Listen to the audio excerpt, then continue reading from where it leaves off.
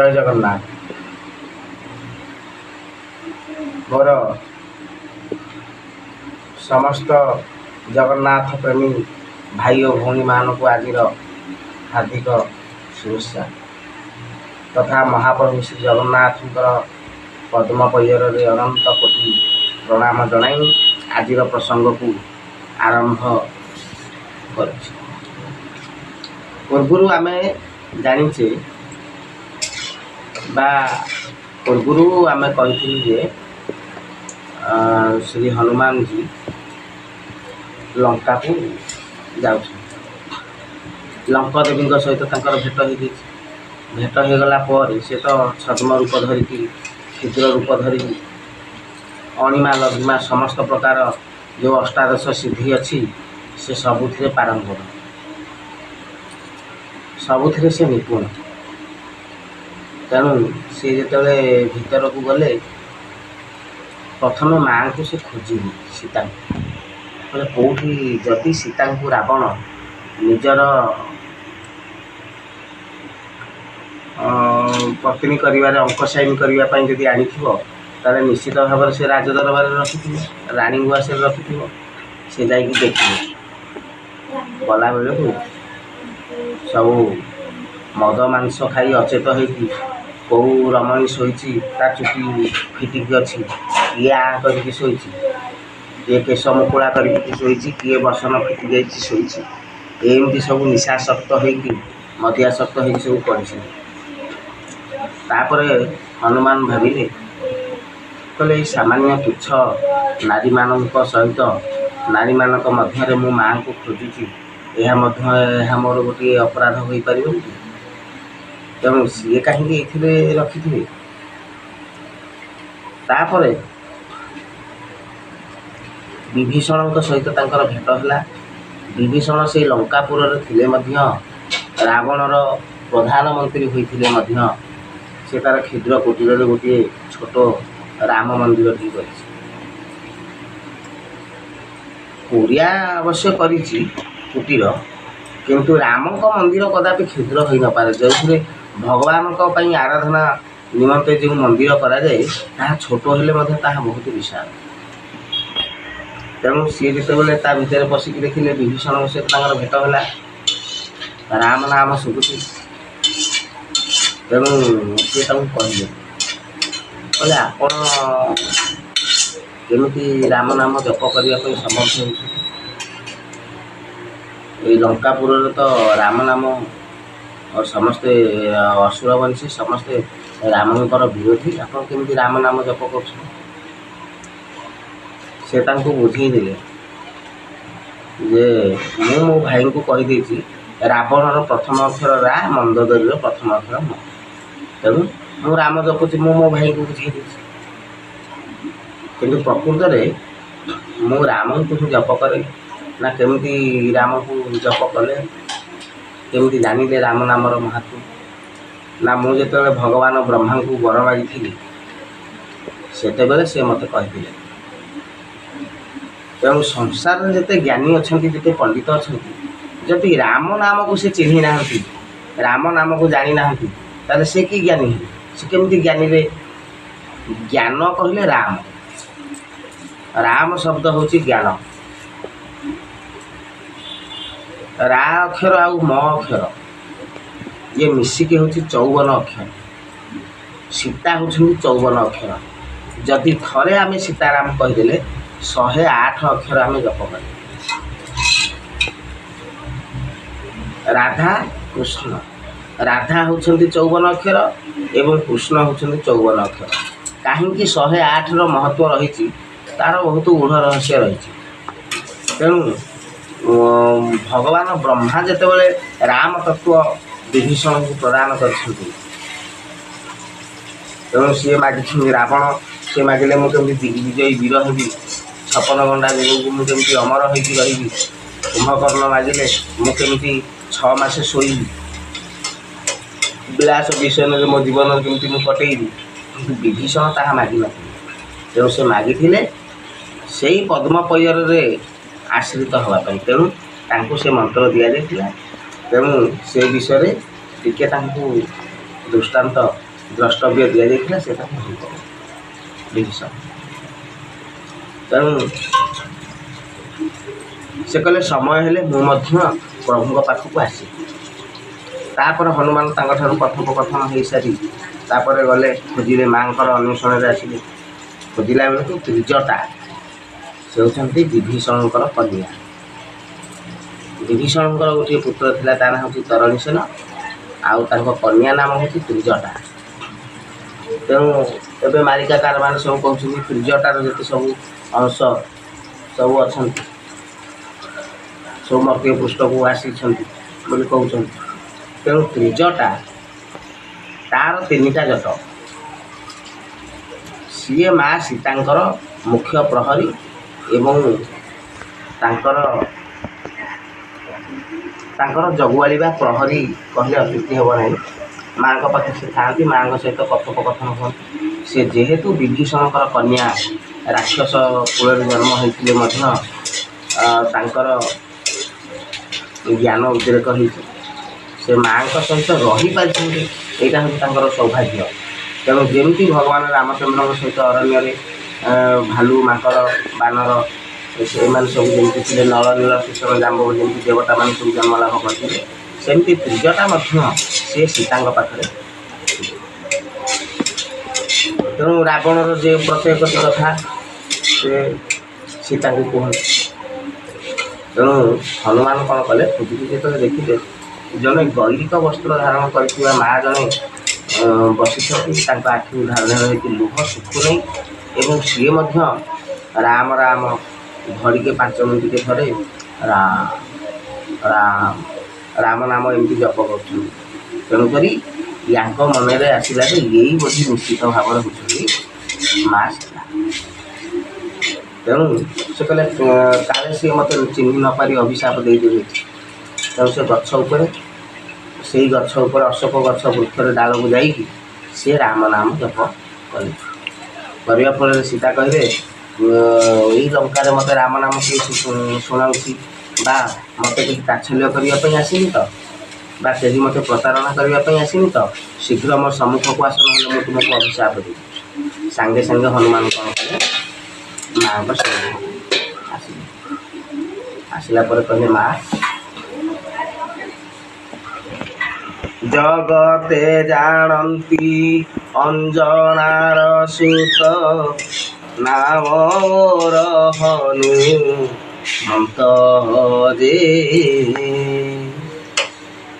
ରାମଙ୍କର ମୁହିଁ ସୁତ ଯେ। ରାମଦୂତ, ରାମଙ୍କର ସେ ଦୂତ। କହିଲେ ରାମଙ୍କର ମୁଁ ଦୂତ, ଅଞ୍ଜନାଙ୍କର ସୁତ, ନାମ ମୋର ହନୁମନ୍ତ। ସେ କହିଲେ ତୁମେ ରାମଙ୍କର ଦୂତ ବୋଲି ପ୍ରମାଣ କ'ଣ?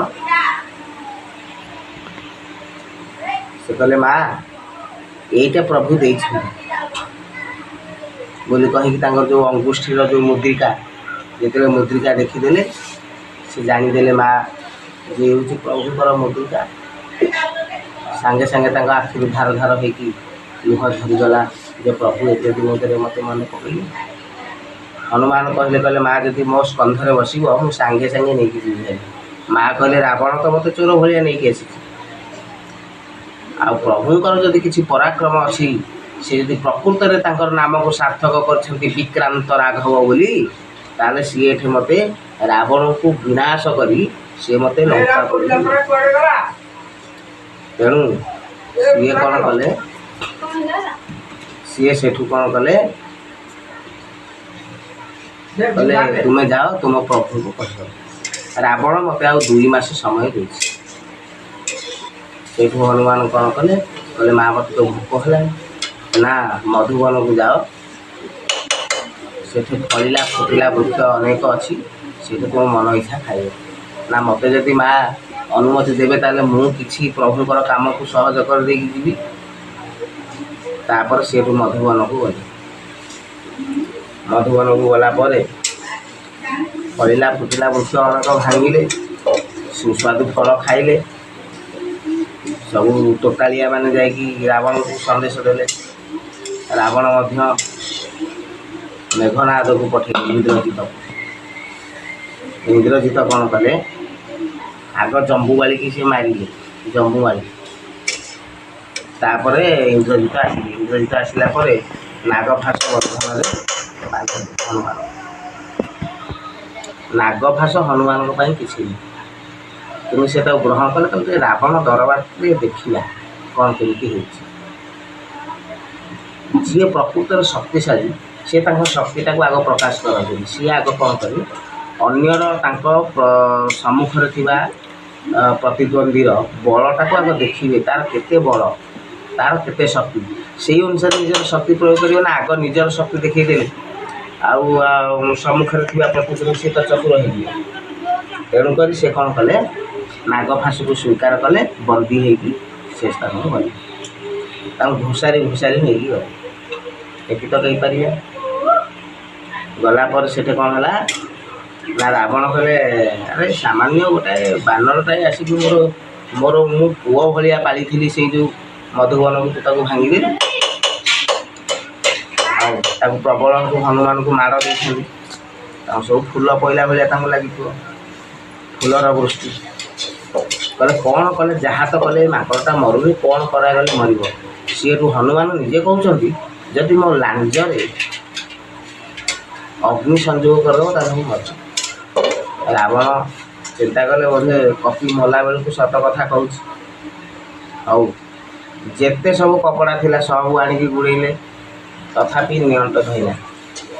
ମା ପାର୍ବତୀ ନିଜେ ଅଗ୍ନି ସ୍ୱରୂପଣୀ, ସିଏ ଅଗ୍ନି ସଂଯୋଗ କରିଦେଇଛନ୍ତି। ଉଡ଼ିକି ପୁରା ଲଙ୍କା, ସ୍ୱର୍ଣ୍ଣମୟ ଲଙ୍କାକୁ ପୁରା ଜାଳି ପୋଡ଼ିଦେଲେ।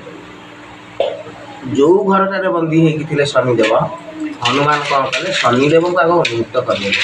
ତାଙ୍କର ଯେଉଁ ଶନିଙ୍କର ଯେଉଁ କୋପ ଅଗ୍ନି, ସେ ସୁନାକୁ ବି ତରଳେଇ ଦେବ।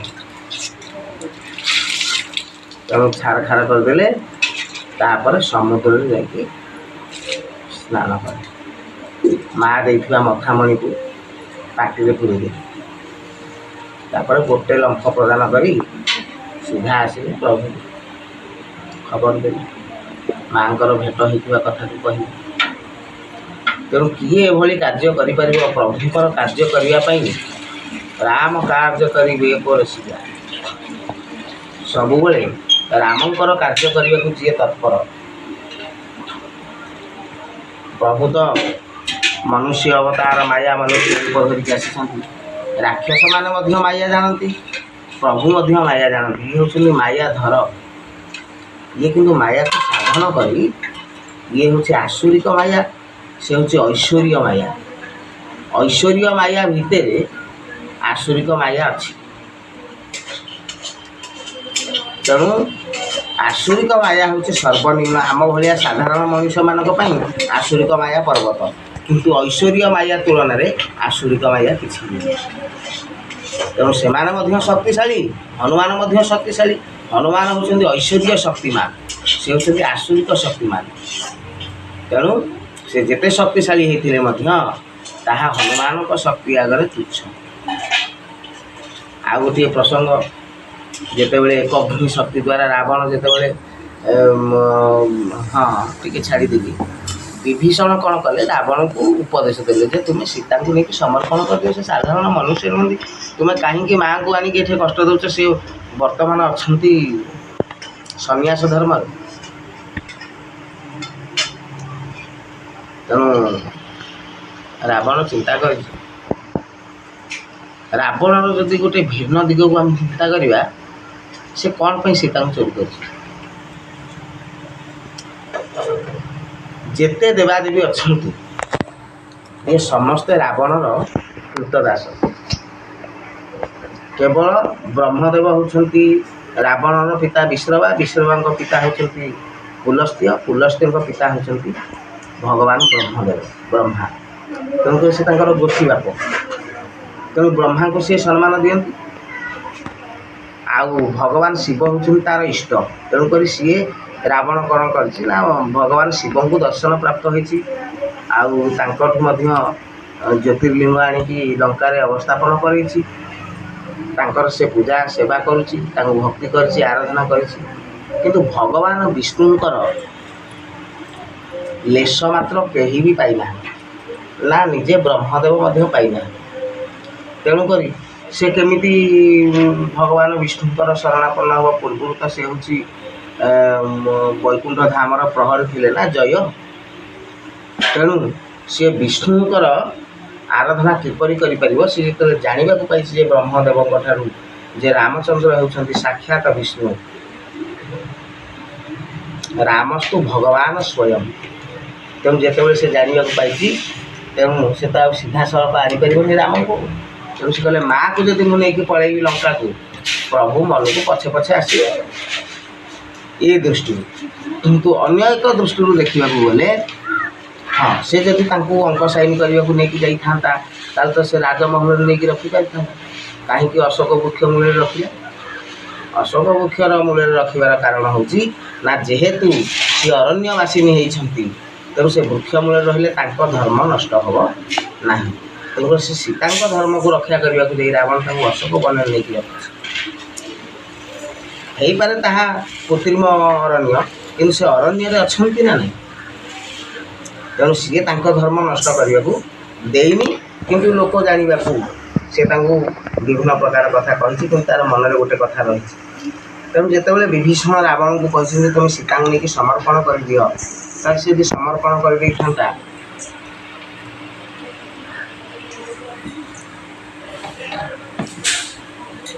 तार विनाश होता ना तार मुक्ति होता। तेणु विभीषण कथा जो रावण न मानी से विभीषण जाइए प्रभु पाखे शरणागत होती। अन्य अष्टमल मैंने समस्त कहले कहले सी तो रावणर भाई आम तो केमी विश्वास कर नियम करूँ कि प्रतिज्ञा करे से विभीषण प्रतिज्ञा कर रामकर इच्छा नुह प्रभुकर इच्छा नुह। प्रभु तो अंतर्जामी से कौन जापारना से कौ भाव में आसिकी प्रभुकर शरणापन्न हो। तेणु जेहेतु पार्षद मान सब कहते कहले हौ विभीषण तुम्हें गोटाए प्रतिज्ञा कर। विभीषण से जाकि प्रतिज्ञा करछंती जे मुझी प्रभु आपण मो मन जी टी भी कपटता रखिक मुझ सहित शरणापन्न होगा आसी ताले मु कलिजुगर गोटे बहु कुटुंबी होगी जन्म हो ना कलिजुगर गोटे राजा है। समस्त आश्चर्य कहले ये मिसिया कौन नियम कर प्रतिज्ञा कर प्रभु को पचारे कहले आ प्रभु से कौन एमतिया कथा कह कलिजुगर राजा हम यदि कपट धरिकी आसता। प्रभु कहले विभीषण तुम एत बड़ कथा नियम करदेल कलिजुगर जी बहु कुटुंबी हम तार टिके भी सुख ना सब बेले कली झगड़ा जगह बाड़ी केस ठू धरिकी केते कथा हम सब बेले गंडगोल तार समय जीव खाइबा को शांति टे पाइबनी। बहु कुटुंबी आज सुतिकिया है काली मूर्तिकिया है कौन सी पूजा पार्वण कर प्रभु को आराधना कर कि बहु कुटुंबी महापापी से कहले आज्ञा आउ गोटे मागिଛି कलिजुगर राजा हम बोली कहला से कथा मागिदे कलिजुगर जी राजा हम कलिजुगर धर्म संकुचित हो पृथ्वीर सुस्वादु खाद्य पदार्थ किसी फल ना सब विष ही हो। तेणु कलिजुगर पापी मान अधिक हे तेणु से मध्य जी राजा हम तार केते पुण्य हम ये अनुमान करा तेणु से पापी मानकर विचार कर तार समय जीव। तेणु एत बड़ कथा तुम विभीषण मागिदे हाउ तापर शरण देवे। विभीषण को प्रभु केते दयालु विभीषण कहला प्रभु रावण को कही आउ से माँ को आनी समर्पण कर से जहाँ माग सी एति कर से जहाँ मागी था मुझे से बेलू जाम्बव कहले कहले प्रभु सी जदि आपण तो विभीषण को कहते रावण को मारिकी विभीषण को लंका राजा करेंगे बोली रावण जदि मागी रावण जदि कहता मत राजा करे बोली कौटी राजा कर प्रभु हसी हसी कहले अयोध्या दे दी कारण प्रभु केते दया। तेणु जिते बड़े विभीषण को मारे रावण एक शक्ति मारिकी ମୂର୍ଚ୍ଛା କରିଦେଇଛି। ସମସ୍ତେ ଭାବିଲେ ସେ ମୃତ ବୋଲି। ତେଣୁ ସେତେବେଳେ ହନୁମାନ କ'ଣ କଲେ, ଯାଇକି ଦ୍ରୋଣଗିରିରୁ କଲେ ଯେଉଁ ଔଷଧଟା ଆସିବ ସଞ୍ଜୀବନୀ ବଟିକା, ଦ୍ରୋଣ ହିମାଳୟର ଦ୍ରୋଣଗିରି ଅଛି। ହନୁମାନ ଗଲେ ଦ୍ରୋଣଗିରିରେ ଅନେକ ଅଛି ଔଷଧୀୟ ବୃକ୍ଷ। ତ ଏକଗ୍ନି ଶକ୍ତିରେ ବୀର ଲକ୍ଷ୍ମଣ ମୂର୍ଚ୍ଛା ହେଇଯାଇଛନ୍ତି। ଏକଗ୍ନି ମାନେ ସେ କେବଳ ଜଣକୁ, ଏକଗ୍ନି ଶକ୍ତି କେବଳ ଜଣକୁ ହିଁ ମାରିପାରିବ, ଆଘାତ ଦେଇପାରିବ। ତେଣୁ ବିଭୀଷଣକୁ ନା ଲକ୍ଷ୍ମଣ, ତେଣୁ ବିଭୀଷଣ ଯେହେତୁ ଶରଣାଗତ, ତେଣୁ ଲକ୍ଷ୍ମଣ କହିଛନ୍ତି ଯେ ଆମେ ଥାଉ ଥାଉ ବିଭୀଷଣର ଯଦି କିଛି କ୍ଷତି ହେଇଯାଏ ତାହେଲେ ତାହା ପ୍ରଭୁକୁ ନିନ୍ଦା ହେବ। ତେଣୁ ଲକ୍ଷ୍ମଣ ତାକୁ ନିଜ ଉପରକୁ ନେଇଗଲେ। ତାପରେ ରାମ ଶିବିରରେ ହାହାକାର ପଡ଼ିଯାଇଛି। ସମସ୍ତେ ଚିନ୍ତିତଗ୍ରସ୍ତ। ଜାମ୍ବବକୁ ଡକା ହେଇଛି। ଜାମ୍ବବ ହେତୁ କହିଲେ। ତାପରେ ସୁଷେଣ ହେଉଛନ୍ତି ବୈଦ୍ୟ। ସୁଷେଣକୁ ଆଣିବା ପରେ ସେ କହିଲେ ହିମାଳୟର ଦ୍ରୋଣଗିରିରେ ସେ ଯେଉଁ ସଞ୍ଜୀବନୀ ବୁଟି ଅଛି ତାକୁ ନେଇକି ରାତି ପାହିବା ପୂର୍ବରୁ ତାକୁ ଆଣିବା ଦରକାର। ତେଣୁ କିଏ ଏ କାର୍ଯ୍ୟ କରିପାରିବ? ତେଣୁ ସବୁବେଳେ ପ୍ରଭୁ ରାମଚନ୍ଦ୍ରଙ୍କର କାର୍ଯ୍ୟକୁ କରିବା ପାଇଁ ଯିଏ ତତ୍ପର, ଯିଏ ଆଗଭର, ସିଏ ହେଉଛନ୍ତି ହନୁମାନ। ଅସୀମ ବଳର ଅଧିକାରୀ ଏବଂ ସଂସାରରେ ଯେତେ ସିଦ୍ଧି ରହିଛି, ଅଷ୍ଟସିଦ୍ଧି ଅଛି, ତ୍ରୟୋଦଶ ସିଦ୍ଧି ଅଛି, ଅଷ୍ଟାଦଶ ସିଦ୍ଧି ଅଛି, ସବୁଥିରେ ସେ ସିଦ୍ଧି ହସ୍ତ। ଚାଲିଲେ ଦ୍ରୋଣଗିରିକି ଗଲା ପରେ ଦେଖିଲେ ଦ୍ରୋଣଗିରିରେ ଅନେକ ଔଷଧୀୟ ବୃକ୍ଷ ରାତିରେ ଉଜ୍ଜ୍ୱଳତା ପ୍ରକାଶ ପାଉଛି। ତେଣୁକରି କେଉଁଠି ସଞ୍ଜୀବନୀ ବୁଟି ବୋଲି ସିଏ ଜାଣି ନପାରେ ସମ୍ପୂର୍ଣ୍ଣ ଦ୍ରୋଣଗିରିକୁ ଉତ୍ପାଟନ କରି ହାତରେ ଧରି ଆସିଲେ। ଆସିଲା ବେଳକୁ ଅଯୋଧ୍ୟା ବାଟ ଦେଇକି ଆସିବାକୁ ପଡ଼ିବ। ନନ୍ଦୀଗ୍ରାମ ହେଉଛି ଭରତଙ୍କର ସାଧନା ପୀଠ। ତେଣୁ ଭରତ ଯେତେବେଳେ ଦେଖିଲେ କିଏ ଏତେ ବଡ଼ ଛାଇ କ'ଣ ଗୋଟେ ପଡ଼ିଛି, ଚନ୍ଦ୍ରକିରଣ ପଡ଼ିଛି, କ'ଣ ଗୋଟେ ଏତେ ବଡ଼ ଶବ୍ଦ ହେଉଛି, କିଏ ଗୋଟେ ଯାଉଛି ବୋଲି କହି ଗୋଟେ ବାଟୁଳି ମାରିଦେଲେ। ତେଣୁ ଏତେ କ୍ଷିପ୍ର ଗତିରେ ଯାଉଥିବା ବେଳେ ଆମେ ବାଇକ୍ରେ ଯାଉଛେ, ବାଇକ୍ରେ ଗଲାବେଳେ ସାମାନ୍ୟ ଗୋଟେ ପୋକ ଯଦି ଆଖିରେ ମାଡ଼ ହେଇଯାଉଛି ଆମର କେତେ କ'ଣ ହେଇଯାଉଛି। ତ ଗୋଟେ ବାଟୁଳି ମାରିଲି। ହନୁମାନ କ'ଣ କଲେ, ନିୟନ୍ତ୍ରଣ କରି ପାହାଡ଼କୁ ଧୀରେ କିନା ଓହ୍ଲେଇ ପଡ଼ିଲେ। ଓହ୍ଲେଇ ପଡ଼ିଲା ପରେ ଭରତ ତାଙ୍କୁ ପରିଚୟ ପଚାରିଲେ। ସେ ତାଙ୍କ ପରିଚୟ ଦେଇଛନ୍ତି, ଯେ ମୁଁ ହେଉଛି ରାମଦୂତ ହନୁମାନ କେଶରୀ ନନ୍ଦନ। ଯେତେବେଳେ ମାନେ ଲକ୍ଷ୍ମଣଙ୍କର ବିଷୟରେ ଭରତ ଜାଣିବାକୁ ପାଇଲେ ସେତେବେଳେ ସେ ବହୁତ ଦୁଃଖିତ ହେଲେ। କହିଲେ ମୋ ଭାଇର କାର୍ଯ୍ୟରେ ମୁଁ ବ୍ୟାଘାତ ସୃଷ୍ଟି କରିଛି। ତେଣୁ ସେ ମଧ୍ୟ ଭରତଙ୍କୁ ଦେଖିକି ହନୁମାନ ବହୁତ ଆନନ୍ଦିତ ହେଇଗଲେ। କାହିଁକିନା ଭଗବାନ ରାମଚନ୍ଦ୍ର ଏବଂ ଭରତ ଦେଖିବାକୁ ଏକା, କେହି ବି ପାର୍ଥକ୍ୟ ଟିକେ ବି କେହି ଜାଣିପାରିବେ ନାହିଁ। ତେଣୁ ଆନନ୍ଦାଶ୍ରୁରେ କୋଳାଗ୍ରତ ହେଲେ ପରସ୍ପରକୁ। ଜଣେ ଭକ୍ତ ଆଉ ଜଣେ ଭକ୍ତକୁ, ଇଏ ଭରତ ହେଉଛନ୍ତି ପ୍ରଭୁଙ୍କର ଭକ୍ତ, ହନୁମାନ ହେଉଛନ୍ତି ଭକ୍ତ। ତେଣୁ ଭକ୍ତ ଯେତେବେଳେ ଦେଖା ଦେଖି ହୁଅନ୍ତି ସେତେବେଳେ ବହୁତ ଆନନ୍ଦ ଲାଗେ। ଗୋଟିଏ ପ୍ରଭୁଙ୍କର ଉପାସକ, ତେଣୁ ତାଙ୍କର ଶୈଳୀ କ'ଣ, ତାଙ୍କର ମାଧ୍ୟମ କ'ଣ, ୟାଙ୍କର ଶୈଳୀ କ'ଣ, ୟାଙ୍କର ମାଧ୍ୟମ କ'ଣ, ଏସବୁ ଦେଖିବାକୁ ପଡ଼ିଥାଏ। ତ ଏଇ କଥାଟା ଯେତେବେଳେ ଅଯୋଧ୍ୟାରେ प्रचार प्रसार है जितेबले माँ सुमित्रा जो जानवर पाइले जे लक्ष्मण शक्तिभेद हो सी मृत हो घरे गोटे दीप जलुला से देखिए से दीप टिके भी मलिन है सुमित्रा माँ कहते मो स्वामी किसी भी हेनी ना है ना तेणु यही एक सकारात्मक चिंताधारा जो हनुमान शुणीदे से शरीर में आहरी उर्जा बढ़ीगला तापर भरत सहित भरत विदाय नहीं पुणी द्रोण को हस्तर धरी से ही रात्रिक मध्य हनुमान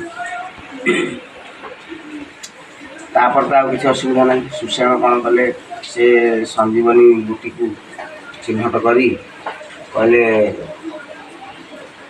बाटिया पड़ो किए बाट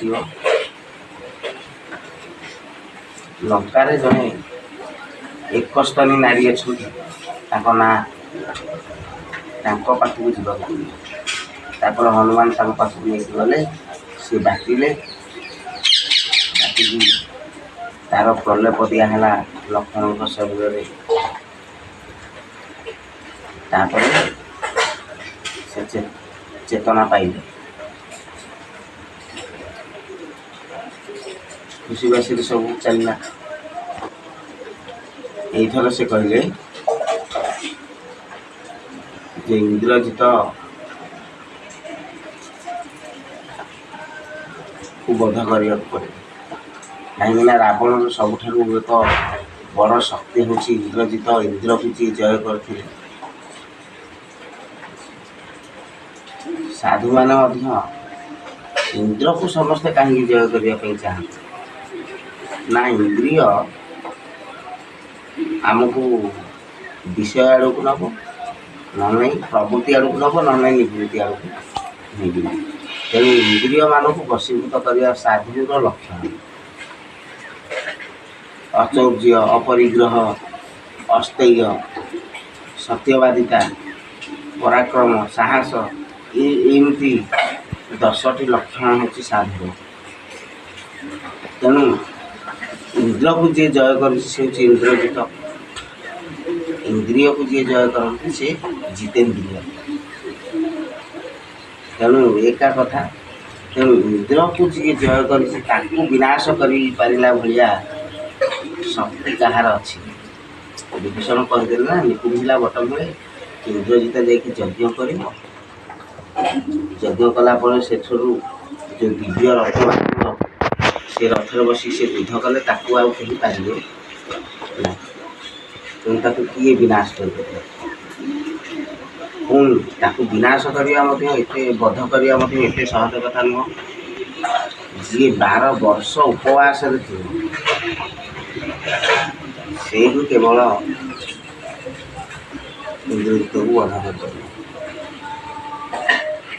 कर प्रभु रामचंद्र चिंतित हेले वीर लक्ष्मण कहले भाई मुझे बध कर ना कमी तू कौन 12 वर्ष उपवास रही ना ना तो तो सीता जो खाद्य परस दिखती तू आनंद हाथ नहीं जाऊ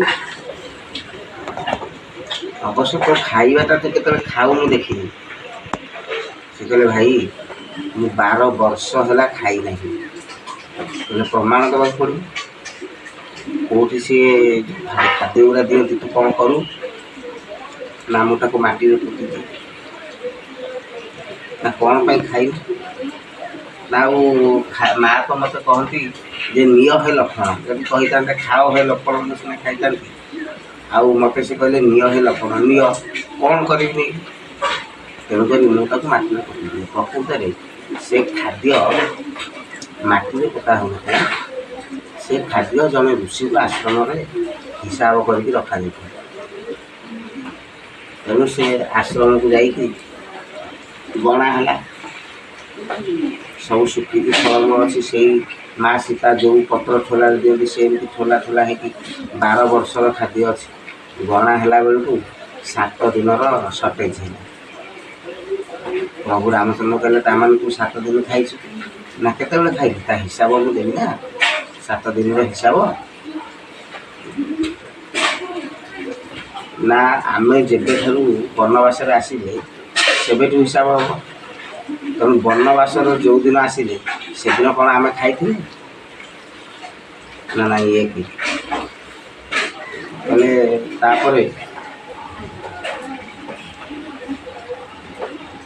ତାପରେ ଯେଉଁଦିନ ପିତୃ ଶ୍ରାଦ୍ଧ ଦେଲେ ଆଗ ଭରଦ୍ୱାଜ ଋଷିଙ୍କ ଆଶ୍ରମରେ ଯେଉଁ ରହିଲେ ଆମେ କ'ଣ ଖାଇଛେ? 2 ଗୁହକ ଆଶ୍ରମରେ ଗୋଟେ ଦିନ ରହିଥିଲେ କ'ଣ ଆମେ ଖାଇଛେ? ଆଉ ଯେଉଁଦିନ ମାଆଙ୍କର ଚୋରି ହେଲା ସେଦିନ ଖାଇଛେ? ଜଟାୟୁ ଯେଉଁଦିନ ଆମେ ଶବଦାହ ସତ୍କାର କଲେ ସେଦିନ କ'ଣ ଖାଇଛେ? ତେଣୁ ଏମିତି ଲକ୍ଷ୍ମଣ 7 ଦିନର ହିସାବ ଦେଇଦେଲା ପରେ ଆଉ ଲକ୍ଷ୍ମଣଙ୍କର ଯେଉଁ ଶକ୍ତିଭେଦ ହେଲା ସେ କ'ଣ ସେଦିନ ଆଉ ଖାଇଛନ୍ତି? ତେଣୁ ସେ କହିଲେ ଯେ ମୁଁ ଖାଇନାହିଁ।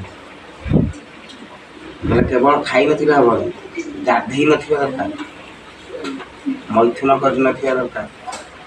ସେ କହିଲେ ମୋ ସ୍ତ୍ରୀ ତ ଅଛି ଅଯୋଧ୍ୟାରେ, ତେଣୁ ମୁଁ ଗାଧେଇ ନାହିଁ ମଧ୍ୟ। ତାଙ୍କର ଯେତେବେଳେ ତାଙ୍କ ପୋଷାକ ଯେତେବେଳେ ତାଙ୍କ ଅଣ୍ଟା ଦେଖନ୍ତି ସେସବୁ ଖୋତରିକି ରହିଲାଣି, ତେଣୁ ସେ ଗାଧେଇ ନାହାନ୍ତି। ଲକ୍ଷ୍ମଣ କହିଲେ ଏହା କେମିତି ସମ୍ଭବ? ନା ସେ ହେଉଛନ୍ତି ଶେଷଦେବ ଅନନ୍ତଙ୍କର ଅବତାର।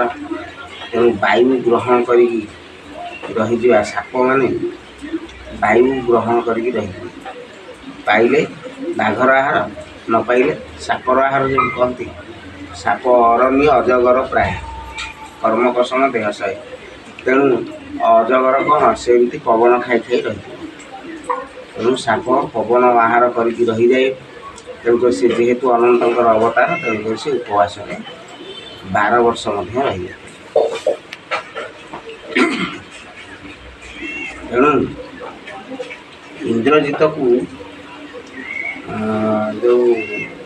ଇନ୍ଦ୍ରଜିତକୁ ହିସାବରେ ଲକ୍ଷ୍ମଣଙ୍କର ଜୁଆଇଁ କୁହାଯାଏ। କାହିଁକି ନା ପାତାଳର ରାଜା ହେଉଛନ୍ତି ବାସୁକି। ବାସୁକି ହେଉଛନ୍ତି ଶେଷଦେବଙ୍କର ଭାଇ। ତେଣୁ ତାଙ୍କର କନ୍ୟା ସୁଲୋଚନା ତାଙ୍କୁ ବିବାହ କରିଥିଲେ ଇନ୍ଦ୍ରଜିତ। ତେଣୁକରି ସେହି ହିସାବରେ ଲକ୍ଷ୍ମଣ ହେଉଛନ୍ତି ଇନ୍ଦ୍ରଜିତଙ୍କର ଶ୍ୱଶୁର ହିସାବରେ। ତେଣୁ ସେ ତ ବହୁତ କଥା ରହିଛି, ପୁରାଣ କଥା। ତେଣୁ ଇନ୍ଦ୍ରଜିତ କ'ଣ କଲେ? ଇନ୍ଦ୍ରଜିତକୁ ବଧ କରିବା ପାଇଁ ଲକ୍ଷ୍ମଣ ପ୍ରସ୍ତୁତ ହେଲେ। ସେ ଯଜ୍ଞକୁ ଭଗ୍ନ କରିଦେଲେ। ଯଜ୍ଞ ଭାଙ୍ଗିବାର ଶକ୍ତି ଏ ସଂସାରରେ କାହାର ନାହିଁ। ଯିଏ ଭାଙ୍ଗିବ ତାର ବିନାଶ ନିଶ୍ଚିତ। କିନ୍ତୁ କେବଳ ଜଣଙ୍କର ଅଛି, ମହାଦେବ ସଂହାର କର୍ତ୍ତା। ତେଣୁ ସେ ସବୁ କିଛି ସଂହାର କରିପାରିବେ। ସେ କେବଳ ଯଜ୍ଞକୁ ଭାଙ୍ଗିବା ଶକ୍ତି କେବଳ ମହାଦେବଙ୍କର ଅଛି। ତେଣୁ ରାମଙ୍କ ପାଖରେ ମହାଦେବ କେଉଁ ରୂପରେ ଅଛନ୍ତି? ହନୁମାନ ରୂପରେ ଅଛନ୍ତି। ମୁଁ ହନୁମାନ କରେ ଯଜ୍ଞକୁ ଅଶୌଚ କରେ, ତା ଯଜ୍ଞ ଭ୍ରଷ୍ଟ କରେ। ତେଣୁ ସେ ଯୁଦ୍ଧ କରିବା ପାଇଁ ଆହ୍ୱାନ ଦେଲା।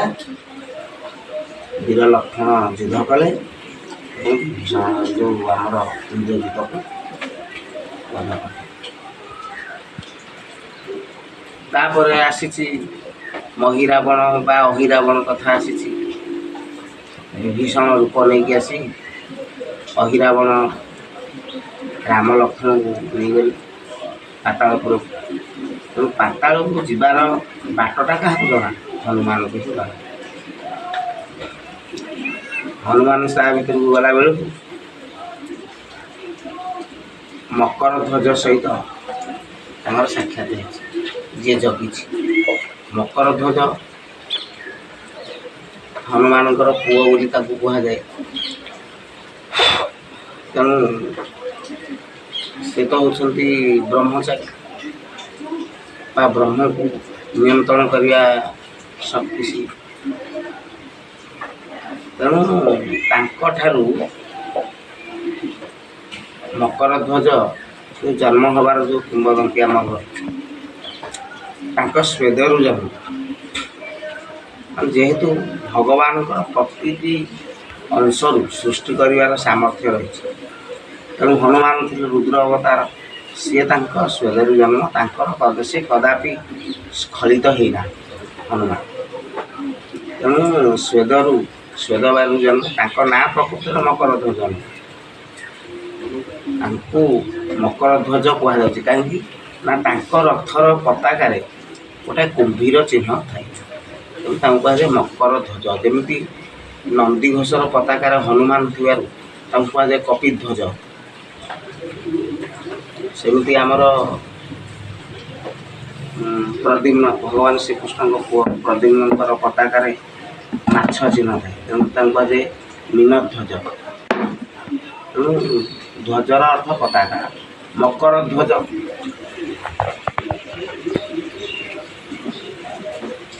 ସେ ମତ୍ସ୍ୟ କନ୍ୟାଠୁ ଜନ୍ମ, କିନ୍ତୁ ତାଙ୍କ ପତାକାରେ ମକରର ଚିହ୍ନ ଥିବାରୁ ତାଙ୍କୁ କୁହାଯାଏ ମକରଧ୍ୱଜ। ତେଣୁ ତାଙ୍କ ସହାୟତାରେ ହନୁମାନ ଯାଇକି ଦେଖିଲେ ଯେ ରାମ ଲକ୍ଷ୍ମଣଙ୍କୁ ବଳି ଦେବା ପାଇଁ ଯୋଜନା କରାଯାଉଛି ମା କାଳୀଙ୍କ ସମ୍ମୁଖରେ।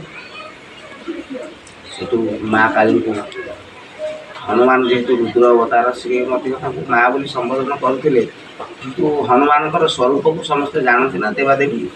ତେଣୁ ମା କାଳୀ ମଧ୍ୟ ତାଙ୍କୁ ସହାୟତା ପ୍ରଦାନ କଲେ ଏବଂ ଅହିରାବଣକୁ ବଧ କରି ରାମ ଲକ୍ଷ୍ମଣଙ୍କୁ ହନୁମାନ ତ ରାବଣ ବଧରେ ମଧ୍ୟ ସେଇଭଳି। ରାବଣ ଯେତେବେଳେ ତାର ଅମୃତ କଳସୀକୁ, ନାଭିରେ ଥିବା ଅମୃତ କଳସୀକୁ ଟାଣି ଆଣି ବ୍ରହ୍ମାସ୍ତ୍ରରେ ପ୍ରଭୁ ରାମଚନ୍ଦ୍ର ତାକୁ ବଧ କରିଛନ୍ତି, ସେତେବେଳେ ସେ ଆସନ୍ନ ମୃତ୍ୟୁ ପୂର୍ବରୁ ଶିବଙ୍କୁ ସ୍ମରଣ କରିଛି। ସେତେବେଳେ ହନୁମାନ ହିଁ ଯାଇକି ତାଙ୍କ କୋଳରେ ଧରି ପକାଇଛନ୍ତି। ପ୍ରଭୁ, ମୁଁ ଆପଣଙ୍କୁ ଚିହ୍ନିପାରିବି ନାହିଁ, ଆପଣ ସବୁବେଳେ ମୋ ପାଖାପାଖି ଅଛନ୍ତି। ତେଣୁ ରାବଣକୁ ମଧ୍ୟ ବଧ କରିବାରେ ସେଇ ହନୁମାନ ରହିଥିଲେ। ଇଏ ତ ହେଉଛି ତୃତୀୟ ଯୁଗ କଥା। ସତ୍ୟ ଯୁଗରେ ଜନ୍ମ, ତ୍ରେତୟା ଯୁଗରେ ଲୀଳା ଏବଂ ଦ୍ୱାପର ଯୁଗରେ ହେଉଛି ଖେଳ। ଦ୍ୱାପର ଯୁଗରେ ଆମର ହନୁମାନ, ଭୀମ, ଅର୍ଜୁନ, ଇଏ ସମସ୍ତଙ୍କର, ଯେଉଁ ଭଗବାନ ବଳରାମ ସମସ୍ତଙ୍କର ଦର୍ପକୁ ଭାଙ୍ଗି ଦେଇଛନ୍ତି, ସମସ୍ତଙ୍କୁ ଉଚିତ ମାର୍ଗରେ ନେଇଛନ୍ତି ଭଗବାନ ଶ୍ରୀକୃଷ୍ଣଙ୍କର ପ୍ରରୋଚନା।